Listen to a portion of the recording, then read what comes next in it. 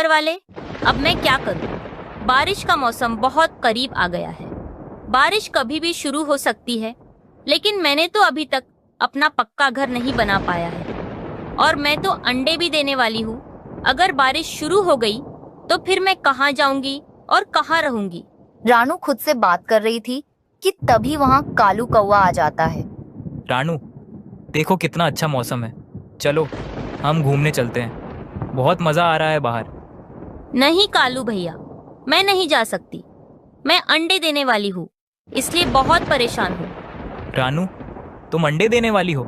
ये तो खुशी की बात है, फिर तुम परेशान क्यों हो रही हो?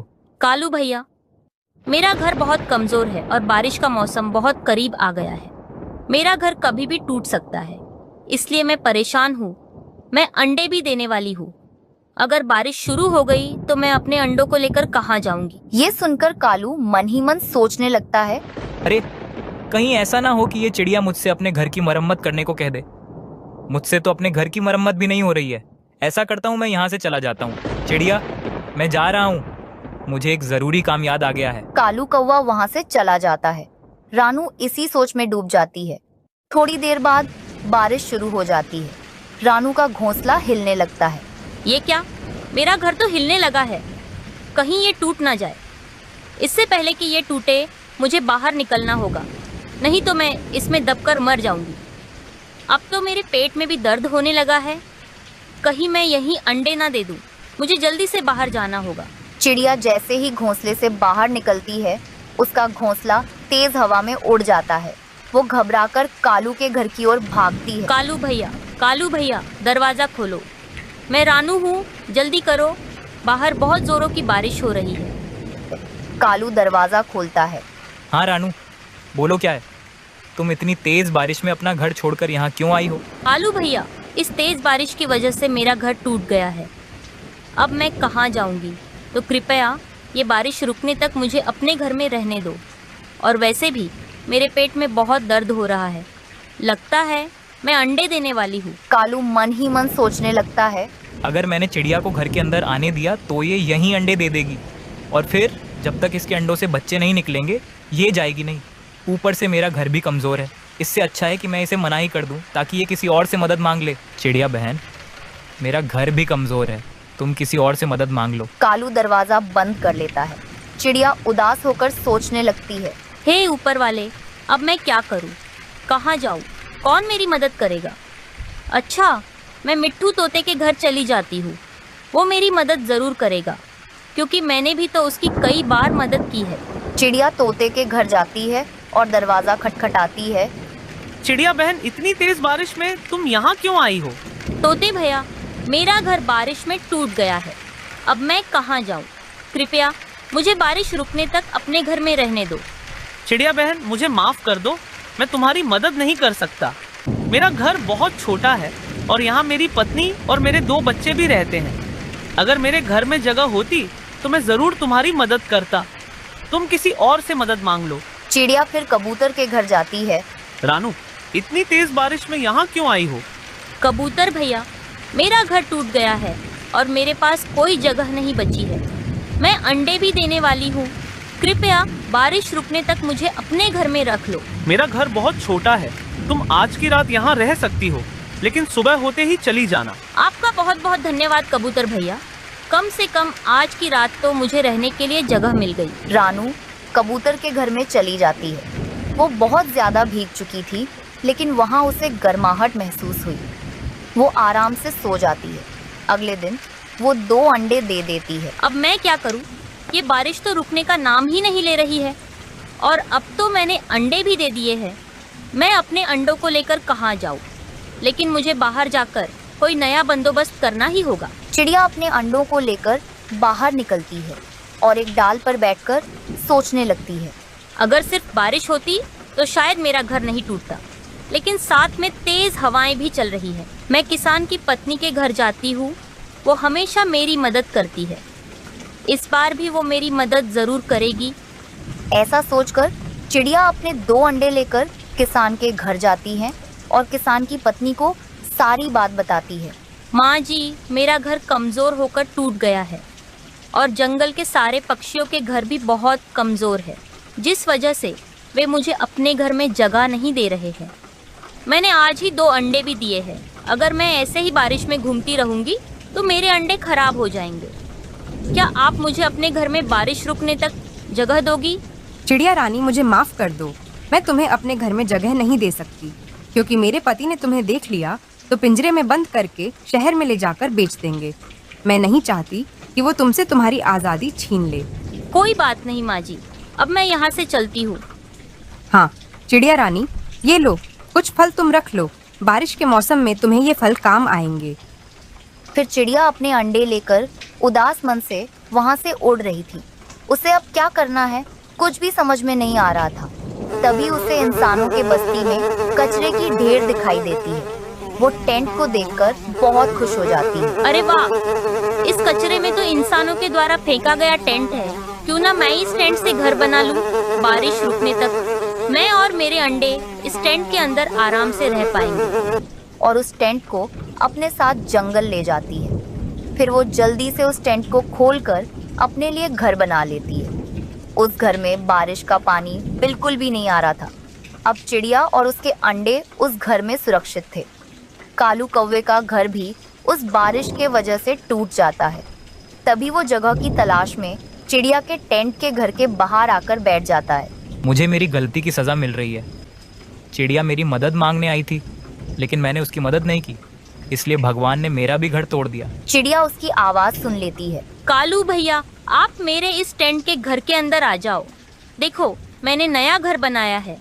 मुझे पता है कि आपका घर भी बहुत कमज़ोर है, इसलिए आपने मुझे अपने घर में जगह नहीं दिया। चिड़िया बहन, तुमने टेंट का घर बनाया? ये तो मैं पहली बार देख रहा हूँ। हाँ कालू भैया, आओ, आप मेरे घर में आ जाओ। यहाँ बारिश का पानी भी नहीं आ रहा है। चिड़िया बहन, मुझे माफ़ कर दो, मैंने तुम्हारी मदद नहीं की और तुम्हें भगा दिया। कोई बात नहीं कालू भैया, अब आप आ जाओ। जो कुछ भी होता है वो अच्छे के लिए होता है। कालू टेंट के घर में आ जाता है और फिर दोनों खुशी खुशी बारिश रुकने तक वहां रहने लगते हैं। एक जंगल में टुन्नू चिड़ा अपनी पत्नी रानो और 2 बेटियों के साथ रहता था। टुन्नू चिड़ा एक गरीब किसान था। वो अपने खेत में सब्जियां उगाकर उन्हें बेचता था, लेकिन कोई बार बार टुन्नू के खेत में जहरीली दवाई का छिड़काव कर देता, जिससे उसके खेत की सारी सब्जियां बर्बाद हो जाती। टुन्नू अपने खेत में बैठकर जोर जोर से रो रहा था। ये क्या हो गया? कल तक तो मेरी सब्जियां कितनी ताजी और चमकदार थीं। अचानक से ये सड़ कैसे गईं? मेरी सब्जियों को किसकी नजर लग गई? अब मैं किस मुंह से घर जाऊं? फसल लगाने के लिए जो कर्जे लिए थे वो कैसे चुकाऊंगा? रानो से वादा किया था कि इस बार फसल बेचकर जो पैसे मिलेंगे उस पैसे से घर के लिए राशन और गर्म कपड़े लाऊंगा। अब मैं क्या करूं? ये पहली बार नहीं था कि टुन्नू की फसल यूं बर्बाद हुई थी। पिछले कई बार से यही हो रहा था। टुन्नू फसल लगाता, उनकी देखभाल करता। फसल अच्छी होने के बावजूद जब उन्हें काटने की बारी आती तो सारी फसल सड़ जाती। इस वजह से टुन्नू के पास दूसरी बार फसल लगाने के लिए पैसे नहीं बचते। घर का खर्च चलाने और दोबारा फसल लगाने के लिए वो कर्जे में डूबता चला गया। टुन्नू को बहुत उम्मीद थी कि इस बार उसकी फसल बर्बाद नहीं होगी, लेकिन उसकी ये उम्मीद भी टूट गई। हताश और निराश होकर वो नदी की ओर जाने लगा। नदी पर पहुंचकर टुन्नू सोचता है, मैं जीकर क्या करूंगा? मेरे पास ना तो मेरे परिवार को पालने के लिए पैसा है और ना ही कर्जे चुकाने के लिए। क्यों ना मैं नदी में कूदकर अपनी जान दे दूं। टुन्नू नदी में छलांग लगा देता है। वो नदी में डूबने लगता है, लेकिन किसी ने टुन्नू की जान बचा ली। वो टुन्नू को नदी से बाहर निकालकर किनारे पर ले आती है। टुन्नू ने देखा कि उसका पूरा शरीर एक बैंगन का था, लेकिन उसके 2 हाथ, 2 पैर और एक सिर था। पहनावे से वो कोई परी लग रही थी। टुन्नू उसे देखकर हैरान रह जाता है। तुम कौन हो? मैं बैंगन परी हूँ। बैंगन परी? हाँ, मैं इसी नदी में रहती हूँ। तुमने मेरी जान क्यों बचाई? मुझे मर जाने दिया होता। मैं बरसों से इसी नदी में रहती हूँ। तुम्हें बहुत बार नदी के आसपास देखा है। तुम एक नेक पक्षी लगते हो। तुम मरना क्यों चाहते हो? मैं जीकर क्या करूंगा? अपने परिवार की छोटी मोटी जरूरतें पूरी करना तो दूर, मैं उन्हें 2 वक्त की रोटी भी नहीं खिला सकता। तुम्हारे मरने के बाद तुम्हारे परिवार का क्या होगा? ये तुमने सोचा है? कौन उनका पेट भरेगा? नहीं, यह मैंने नहीं सोचा, लेकिन मैं जीकर भी उनका पेट नहीं भर पाऊंगा। तुम्हें जीना ही होगा टुन्नू, क्योंकि तुम्हें अपनी जिंदगी में बहुत कुछ देखना है। तुम्हारे दुख की घड़ी बीत जाएगी, खुशियां तुम्हारे दरवाजे पर दस्तक देने वाली हैं। ये सब तुम क्या कह रही हो? ये सब कैसे होगा? फिर परी अपने जादू से एक बैंगन प्रकट करती है। यह बैंगन ले लो टुन्नू, ये बैंगन तुम्हारे सारे दुख दूर कर देगा। इस एक बैंगन से मेरा क्या होगा भला? ये बैंगन मेरे दुख कैसे दूर कर सकता है? साधारण बैंगन मत समझो, यह जादुई बैंगन है। क्या जादुई बैंगन? क्या बैंगन भी जादुई होते हैं? इस बैंगन में क्या जादू है? हाँ, ये जादुई बैंगन है। इस बैंगन को तुम अपने खेत के बीचों बीच रख देना। लेकिन उससे क्या होगा? तुम्हारे खेत की सारी सब्जियां जो बर्बाद हो चुकी हैं, वे सभी फिर से ताजी, हरी और रसीली हो जाएंगी। क्या सचमुच ऐसा हो सकेगा? हाँ, इसके अलावा इस बैंगन के जादू तुम्हें धीरे धीरे पता चलते जाएंगे। लेकिन याद रहे, जादुई बैंगन को अपने खेत से कभी मत हटाना और इसके बारे में किसी बाहरी पक्षी को मत बताना। जैसा तुम कहोगी मैं वैसा ही करूंगा। तुम्हारा बहुत बहुत धन्यवाद बैंगन परी। अब मैं चलता हूँ। बैंगन परी वापस नदी में चली जाती है। टुन्नू अपने खेत पर जाता है। वो वैसा ही करता है जैसा बैंगन परी ने कहा था। वो जादुई बैंगन को अपने खेत के बीचों बीच रख देता है। ऐसा करते ही उसके खेत की सारी सड़ी हुई सब्जियां फिर से हरी, ताजी, रसीली और पुष्ट हो जाती हैं। ये देखकर वो बहुत खुश हो जाता है। वो सारी सब्जियां तोड़ लेता है। सब्जियां तोड़ते ही उसके खेत में तुरंत बैंगन की सब्जियां उगाती हैं।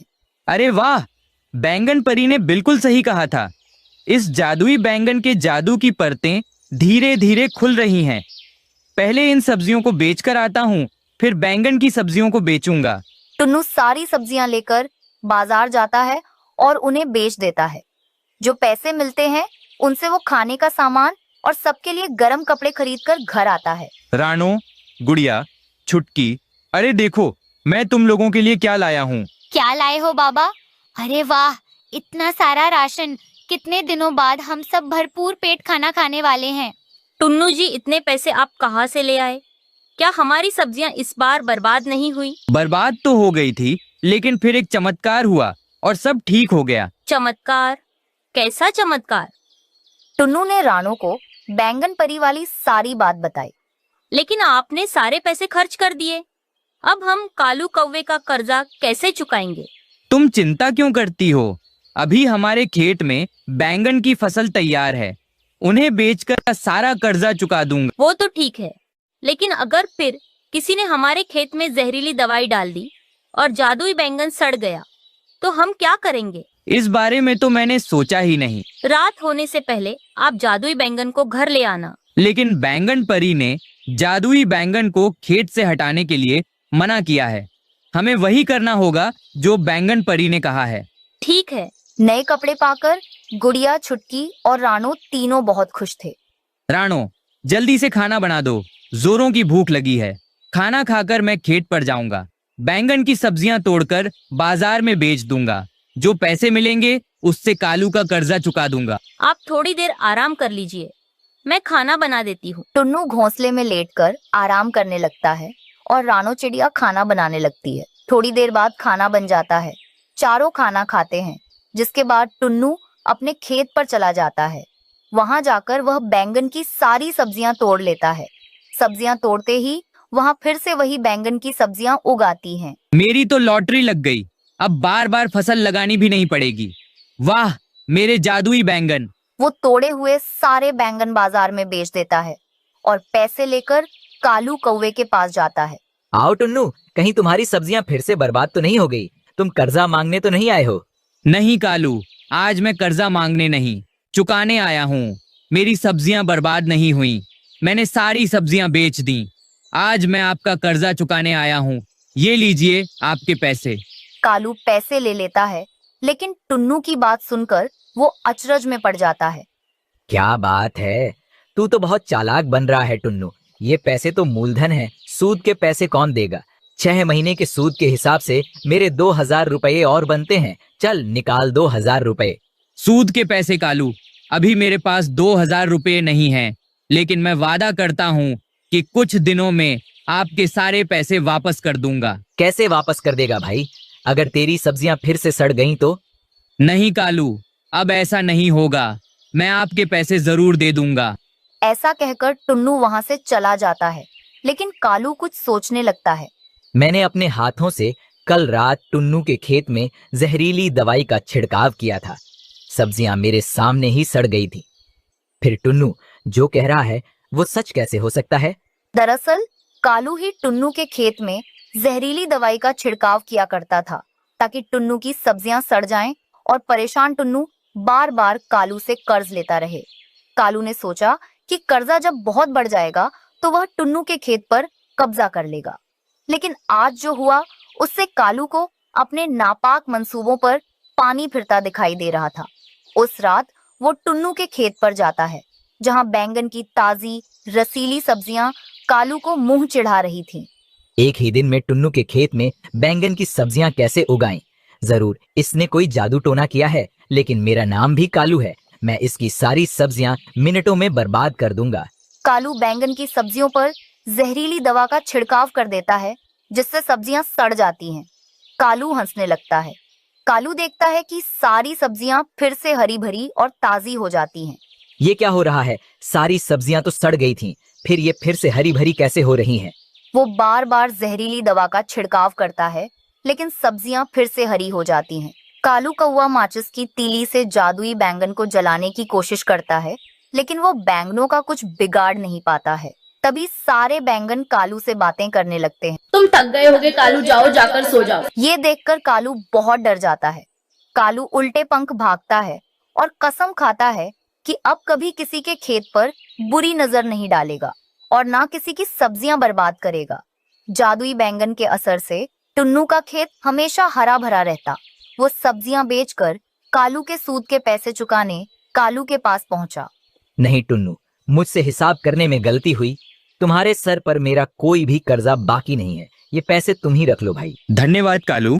बैंगन परी के दिए हुए जादुई बैंगन की मदद से टुन्नू खूब पैसे वाला बन गया। एक जंगल में गौरी कौवी अपने पति, 2 बच्चे जग्गू और मुन्नी और अपनी सास के साथ खुशी से रहती थी। ऐसे ही एक दिन गौरी कौवी अपने पति कालू से कहती हैं, सुनिए कालू जी, बचपन में मेरे माता पिता मुझे बहुत प्यार करते थे। बहुत लाडों से पली हूँ मैं। आपसे शादी करने के बाद क्या मिला मुझे? दिन भर आप उस तरबूज की खेती में मेहनत मजदूरी करते हो, लेकिन तरबूज बेच के तो अच्छे से मुनाफा होता ही नहीं। मैंने सोचा कि अपने दोनों बच्चों को अंग्रेजी स्कूल में पढ़ाऊंगी। मैं तो कहती हूँ खेती बाड़ी में कुछ नहीं रखा, शहर चलते हैं। वहाँ आप कुछ काम ढूंढ लेना, अच्छे से पैसे आएंगे तो हम हमारे बच्चों को अंग्रेजी स्कूल में दाखिला करवा देंगे। गौरी, क्या तुम कुछ भी बोले जा रही हो? यहाँ पर तरबूज की खेती कौन संभालेगा? कालू जी, माँ जी है ना, माँ जी तरबूज की खेती संभाल लेंगी। हम दोनों हमारे बच्चों के साथ शहर चलते हैं। हाँ पापा, चलो ना शहर। माँ, पापा से कहो ना शहर चलने को। हाँ बच्चों, तुम्हारे पापा हम सबको शहर जरूर लेकर जाएंगे। देख लीजिए कालू जी, अब बच्चे भी शहर जाने की जिद कर रहे हैं। अगर आप मेरी बात नहीं मानोगे तो मैं अपने बच्चों को लेकर मायके चली जाऊंगी।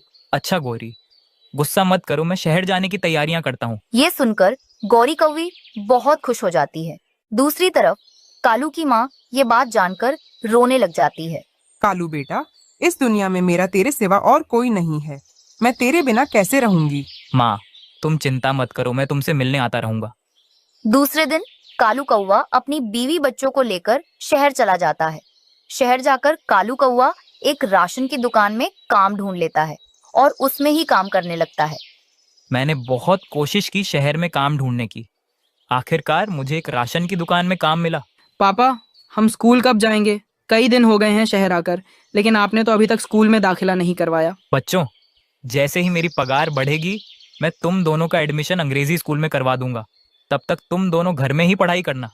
कुछ दिन बीत जाते हैं, लेकिन कालू को कुछ खास पगार नहीं मिलती। इतने दिन हो गए हैं शहर आकर, हमने 4 दिनों से भोजन भी नहीं किया। बच्चों को देखो कितने कमजोर होते जा रहे हैं। हमने शहर आकर बहुत बड़ी गलती कर दी। मैं तो कहता हूँ अब भी वक्त है, चलो वापस गांव चलते हैं और वहां जाकर फिर से खेती बाड़ी करते हैं। हाँ कालू जी, आप सही कह रहे हो। माँ जी के बिना मुझे मन नहीं लग रहा है। आज शाम को दुकान से हिसाब किताब करके पैसे लेकर जल्दी वापस आ जाना, फिर हम कल सुबह गांव चले जाएंगे। अच्छा गौरी, अभी तो मैं जा रहा हूँ, शाम तक काम करके पैसे लेकर आऊंगा। अच्छा ठीक है कालू जी, अब मैं भी सामान समेट लेती हूँ। कालू काम पर चला जाता है। अचानक से उस राशन की दुकान में बिजली की वजह से शॉर्ट सर्किट हो जाता है, जिससे पूरी दुकान में आग लग जाती है। उस आग में कालू कौवे की मौत हो जाती है। हे ऊपर वाले, ये सब मेरी ही गलती है। मैं शहर क्यों आई? कालू जी की जान मेरे ही कारण गई है। अब मैं कालू के बिना कैसे रहूंगी? गौरी फूट फूट कर रो रही थी और खुद को कोस रही थी। फिर गौरी अपने बच्चों को लेकर अपने गांव वापस आ जाती है। माँ जी, मुझे माफ कर दीजिए, मेरे कारण ही कालू जी के साथ ऐसा हुआ है। अब मैं क्या करूं? माँ जी, दोनों बच्चों को कैसे पालूंगी? गोरी बहू, जो होना था वो हो गया। अब इस दुनिया में मेरा सहारा तू और तेरे बच्चे ही हैं। तू पहले खुद को संभाल, तेरे बिना बच्चों का क्या होगा? ऐसा कहकर गौरी की सास उसे गले से लगा लेती है। फिर गौरी खेत में जाकर तरबूज के बीज डाल देती है, लेकिन जितनी भी कोशिश कर ले उससे खेती नहीं हो रही थी। ऐसे ही एक दिन वो एक जगह बैठकर फूट फूट कर रोने लगती है। वहां से गुजरती हुई रानू चिड़िया उसे देखकर उसके पास आती है। गौरी बहन, तुम क्यों रो रही हो? क्या बात है? फिर गौरी रानू को सारी बातें बताने लगती है कि कैसे उसके पति की मौत हो गई और कैसे उसे घर चलाने के लिए खेती करना नहीं आ रहा है। गौरी, मेरी एक तरबूज की खेती है, लेकिन मुझे वक्त नहीं मिलता उसे संभालने। क्या तुम मेरी तरबूज की खेती संभाल सकती हो? मैं तुम्हें अच्छे खासे पैसे दूंगी और तुम मुझसे धीरे धीरे सीख भी जाओगी कि खेती कैसे करते हैं। रानू बहन, क्यों नहीं, तुम्हारा बहुत बहुत धन्यवाद। मैं मन लगाकर काम करूंगी। गौरी कौवी मन लगाकर अच्छे से काम करने लगती है और सीख भी जाती है। इस वजह से रानू चिड़िया गौरी को अच्छे खासे पैसे दे देती है। गौरी कौवी मेहनत करके पैसे कमाकर अपने बच्चों को अंग्रेजी स्कूल में दाखिला करवा देती है।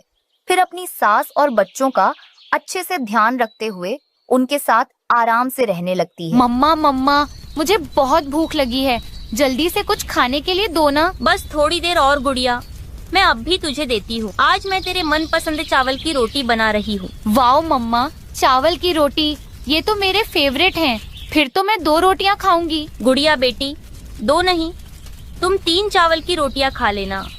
मैं तो तुम्हारे लिए ही बना रही हूँ। लेकिन मम्मा, आपके पास तो पैसे नहीं थे, फिर आप चावल कैसे खरीद कर लाई? गुड़िया, मैं कालू भैया के यहाँ काम करने गई थी, तब उन्होंने ही मुझे कुछ चावल दिए थे। फिर मैंने उनसे तुम्हारे लिए चावल की रोटियां बनाई। यह लो, अब तुम खा लो। गुड़िया फिर रोटियां खाने लगती है। मम्मा, अब तो ठंड बहुत बढ़ गई है और बर्फबारी भी होने लगी है। मम्मा, मेरे स्कूल के सारे बच्चे गर्म टोपियां लगाकर आते हैं। एक मैं ही हूँ जिसके पास गर्म टोपी नहीं है। मम्मा, आप मेरे लिए गर्म टोपी लेकर आओ ना। मम्मा, रात को भी मुझे बहुत ठंड लगती है। गुड़िया, तुम्हारे पास तो पहले से ही एक गर्म टोपी है ना, उसे क्या हुआ? मम्मा, वो टोपी कई जगह से फट गई है और मुझे फिट भी नहीं आती। अब वो छोटी हो गई है, तो आप मेरे लिए नई टोपी ले आओ। गुड़िया, तुम कुछ दिनों के लिए अभी रुक जाओ। जब मेरे काम के पैसे मिलेंगे तब मैं तुम्हारे लिए नई टोपी ले आऊंगी। मम्मा, आप हर बार ही ऐसा बोलती हो। अगर इस बार आप मेरे लिए टोपी नहीं लेकर आई तो मैं स्कूल ही नहीं जाऊंगी। गुड़िया, ऐसा कुछ नहीं चलेगा। जब तक तुम्हारी नई टोपी आएगी तब तक तुम अपनी पुरानी टोपी ही लगाना, मैं उसे ठीक कर दूंगी। रानू बाहर से तो अपनी बेटी को डांट रही थी, लेकिन वह अंदर ही अंदर बहुत उदास भी हो रही थी। माफ कर देना मेरी बेटी, क्या करूं, हम गरीब हैं, तो हम नई टोपी खरीद नहीं पाएंगे क्योंकि हमारे पास पैसे ही नहीं हैं। रानू ऐसे सोच रही थी, तभी वहाँ कालू कौवा आ जाता है। रानू, क्या हुआ? तुम बहुत उदास लग रही हो। कुछ नहीं कालू भैया, आप बताओ कैसे आना हुआ मेरे घर? वो क्या है, मुझे ना गौरी के लिए स्वेटर लेना है, लेकिन मुझे कपड़ों के बारे में कोई जानकारी नहीं है।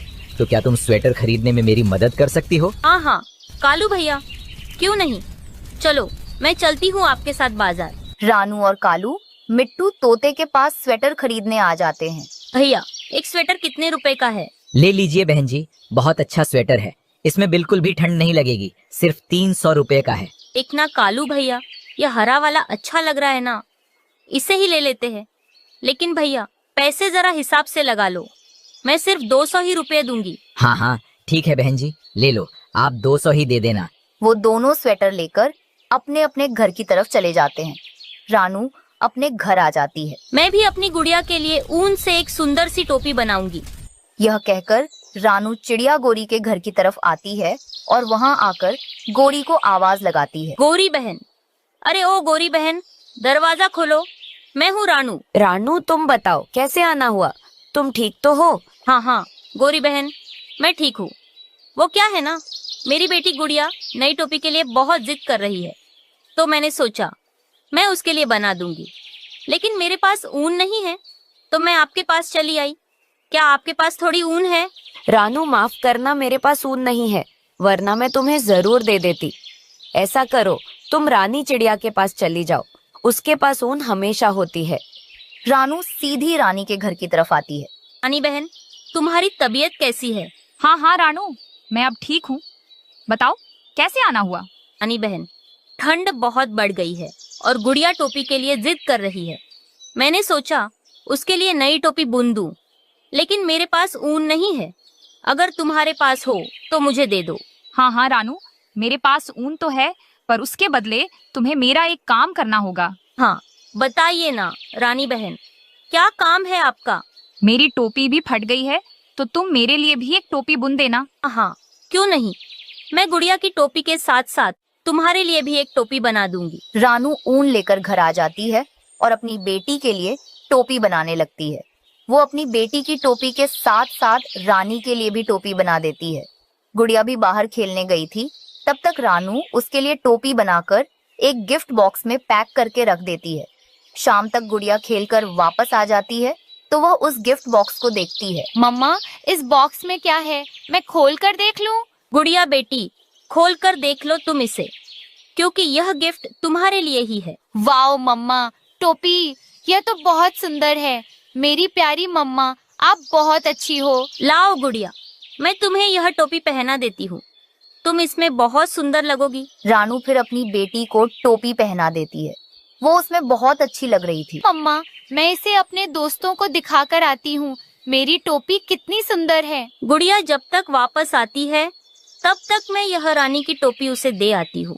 रानू रानी की टोपी उसके घर देने के लिए आ जाती है। अरे रानू, तुमने तो बहुत अच्छी टोपी बनाई, ये तो बहुत सुंदर लग रही है, तुम्हारा बहुत बहुत धन्यवाद। इसी तरह धीरे धीरे पूरे जंगल में यह बात फैल जाती है कि रानू चिड़िया टोपियां बना लेती है। तब जंगल के सभी पक्षी रानू चिड़िया से टोपियां बनवाने लगते हैं। रानू चिड़िया टोपियां बनाकर अच्छे पैसे कमाने लगती है और इस तरह वह खुशी खुशी रहने लगती है। टुन्नू जी, आज घर में खाने के लिए एक चने का दाना ही बचा है। एक चने के दाने से हम तीनों का पेट तो नहीं भरेगा। हम दोनों का क्या है, हम दोनों पानी पीकर भूखे ही सो जाएंगे। तुम ये एक चने का दाना गुड़िया को दे दो, उसका पेट तो भरेगा। माँ, मुझे भूख नहीं लग रही है, मेरे पेट में बहुत दर्द हो रहा है। ये चने का दाना आप दोनों आधा आधा करके खा लेना। बेटी की बातें सुनकर टुन्नू और रानू की आंखों में आंसू आ जाते हैं। हे भगवान, इस कड़ाके की ठंड की वजह से हमें कितने दुखों का सामना करना पड़ रहा है। संतुष्ट पेट भोजन भी नहीं मिल रहा है। क्या सोच रही हो? मुझे ठंड लग रही है, कुछ करो ना माँ, मेरे पंख भी सुन्न हो रहे हैं। इतनी ठंड में उनके घर में ओढ़ने के लिए रजाई या कंबल नहीं था। चिड़िया आग जलाती है, फिर वो तीनों उस रात ठंड में जैसे तैसे सो जाते हैं। दूसरी तरफ कालू कौवे के घर में भी वही हालत थी। उसका घर टूटा फूटा था और घर के अंदर ठंडी हवा आ रही थी और बर्फ गिर रही थी। बहू, मुझे कुछ ओढ़ा दो, मुझे बहुत ठंड लग रही है। कालू बेटा, मैंने तुझसे कहा था ना, ठंड का मौसम आने से पहले घर की मरम्मत करवा लो। एक तो ये कड़ाके की ठंड, ऊपर से टूटी फूटी छत, लगता है आज रात ठंड से ही मर जाऊंगी। तभी गौरी एक पुराना चादर ले आती है और अपनी सास को ओढ़ने के लिए देती है, लेकिन उस चादर में भी पतले पतले छेद थे जिससे ठंड रुक नहीं रही थी। मुझे माफ कर दो माँ, आजकल मजदूरी का काम नहीं मिल रहा है, इसीलिए हमें ये दिन देखने पड़ रहे हैं, लेकिन मैं कल जाकर कुछ न कुछ काम ढूंढ लूंगा। अगले दिन कालू और टुन्नू एक जगह मिलते हैं। मुझे काम की सख्त जरूरत है। मेरे घर में न खाने के लिए कुछ है, न ओढ़ने के लिए, और मेरा छत भी टूट चुका है। मेरे घर में भी वही हालत है। चलो टुन्नू, भूरे कौवे की बड़ी खेत है, उससे ही कुछ काम मांग लेते हैं। फिर वो दोनों मिलकर भूरे कौवे के पास जाते हैं। अरे टुन्नू, कालू, तुम दोनों यहाँ।